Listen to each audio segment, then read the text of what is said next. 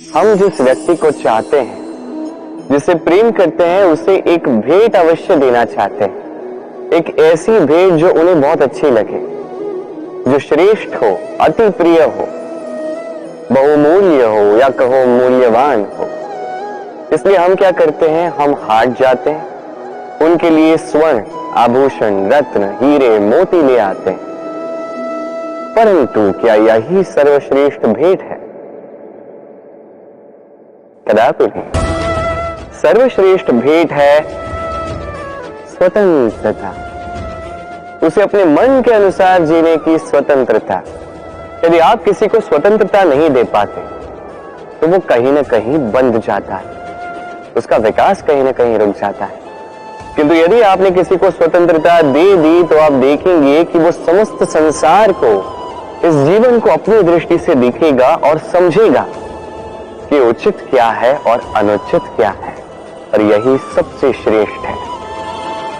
अब यदि केवल स्वतंत्रता दे देने से आप किसी को इतनी बड़ी शक्ति दे सकते हैं तो आप ही मुझे बताइए, क्या इससे बड़ी भी कोई भेंट है? कर्म, धर्म और कर्तव्य, ये तीनों आपस में जुड़े हुए हैं, और कई बार इन तीनों को पूर्ण करते करते हमें उस व्यक्ति के सामने भी खड़ा होना पड़ता है, उसके विरुद्ध जाना पड़ता है जिसे हम सबसे अधिक प्रेम करते हैं। किंतु वहां ये युद्ध, ये व्यक्तिगत युद्ध नहीं रहता, ये होता है कर्म, धर्म और कर्तव्य का युद्ध। सरल नहीं है, अत्यंत कठिन होता है उसका सामना करना जिसका हम सबसे अधिक सम्मान करते हैं। किंतु हमें तो हमारे धर्म के पथ पर चलना ही होगा, क्योंकि हम कर्मबद्ध, कर्तव्यबद्ध, और यही उचित भी है। बस इतना स्मरण रखिएगा, यदि आपका मंतव्य शुभ है, आपकी सोच शुभ है, आप कर्म, धर्म और कर्तव्य के पथ पर अग्रसर हैं, तो इस प्रक्रिया में यदि आप अपने आराध्य के समक्ष भी क्यों न खड़े हो जाओ, आपको कोई हानि नहीं पहुंचेगी। प्रेम इस संसार में आया ही था इस संसार को प्रेम सिखाने के लिए, इस जीवन का सुखद अनुभव क्या है ये सिखाने के लिए। किंतु यदि मैं सत्य कहूं तो मैं ही प्रतिदिन प्रेम का नया नया स्वरूप देखता हूं, प्रेम का नया अनुभव हर एक नए दिन। अब क्या करें, ये प्रेम है ही अनंत, ये दिव्य है। प्रेम इस संसार की सबसे बड़ी ढाल है तो सबसे बड़ा शस्त्र भी। ये प्रेम जिसके बिना ना कोई न्याय है, ना ही कोई शास्त्र, ना ही जीवन है, ना ही अंत। अब यदि ये प्रेम ये मंतव्य में आ गया तो कभी कोई समस्या ही नहीं होगी। अब यदि हुई भी तो वो टिकेगी नहीं। ये प्रेम क्या कुछ नहीं कर सकता, ये प्रेम हर समस्या को सुलझा सकता है, आपके भीतर के अहंकार को ये ऐसे नष्ट कर सकता है, आपको साक्षात ईश्वर से मिला सकता है। तो प्रेम से प्रयास कीजिएगा, इस संसार के हर एक व्यक्ति से, हर एक वस्तु से, हर जीव जंतु से प्रेम कीजिएगा।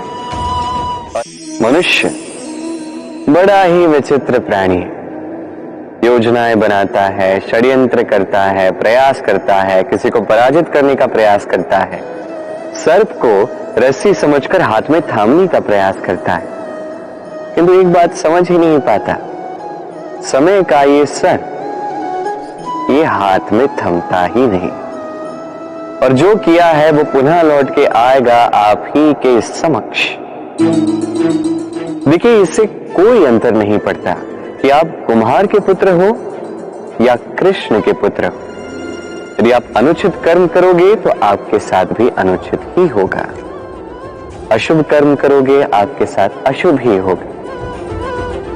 कुरुवंश अत्यंत महान वंश था, कुरुवंश। क्या हुआ उसके साथ? पूरा का पूरा वंश बह गया। कारण उनका मंतव्य अशुभ था। वहीं 5 वनवासी पांडव महाभारत जीत गए। कारण उनका मंतव्य शुभ था। स्मरण रखिएगा, शुभ की अग्नि जलाओगे शुभ का ही तप पाओगे, अशुभ की अग्नि जलाओगे नरक में ही जलोगे। मनुष्य रोगी क्यों होता है? शारीरिक दुर्बलता के कारण नहीं, मनुष्य रोगी होता है उसकी सोच के कारण, उसके विवेक के कारण, उसके कर्मों के कारण, उसके क्रोध के कारण। और जब कोई ठीक होता है, स्वस्थ होता है, तो इसका तात्पर्य ये नहीं कि ये केवल औषधियों का कार्य है, नहीं, ये किसी के दिए हुए प्रेम का प्रभाव है, विश्वास का प्रभाव है, संबल का प्रभाव है। केवल औषधियों से कुछ नहीं होगा। यदि मन में प्रेम होगा, विवेक होगा, विश्वास होगा, संबल होगा, तभी ये औषधियां भी उपचार करती हैं। स्मरण रखिएगा, ये जीवन छोटा सा है। मन में प्रेम रखिए, मित्र बनाइए, शत्रु नहीं। प्रेम कीजिए, द्वेष नहीं। आज मैं आपको ऐसी कथा सुनाऊंगा जो मेरे नंद बाबा ने मुझे सुनाई थी जब मैं छोटा सा था। कथा एक साधु और एक बिच्छू की। एक बार एक साधु नदी के तट पर स्नान कर रहे थे। उन्होंने देखा कि जल के प्रवाह से एक बिच्छू बहे जा रहा है। उसके प्राण बचाने के लिए उन्होंने उसे उठा के तट पर रखने का प्रयास किया, किंतु जैसे ही उन्होंने बिच्छू को उठाया, बिच्छू ने उन्हें काट लिया। साधु ने पुनः प्रयास किया, उसे उठाया, बिच्छू ने पुनः उन्हें काट लिया। वो पुनः प्रयास करने गए, तभी शिष्य ने उनसे पूछा, ये आप क्या कर रहे हैं गुरुदेव? ये सब क्या है? आप उसी के प्राण बचाने का प्रयास कर रहे हैं जो आप ही को काट रहा है।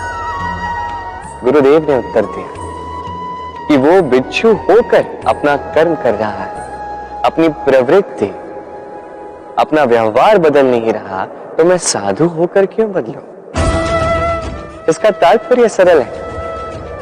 संसार में कुछ ऐसे लोग होंगे जो बुरे होंगे, दुष्ट होंगे, और कदाचित वो कभी नहीं बदलेंगे, कभी उनमें परिवर्तन नहीं आएगा। और इसका अर्थ ये नहीं कि हम अपना कर्म करना छोड़ दें, हम अपना प्रयास करना छोड़ दें। जी नहीं, हमें तो करना ही होगा, क्योंकि इतिहास गवाह है, ये प्रयास इस संसार की धारा को ही बदल देते हैं।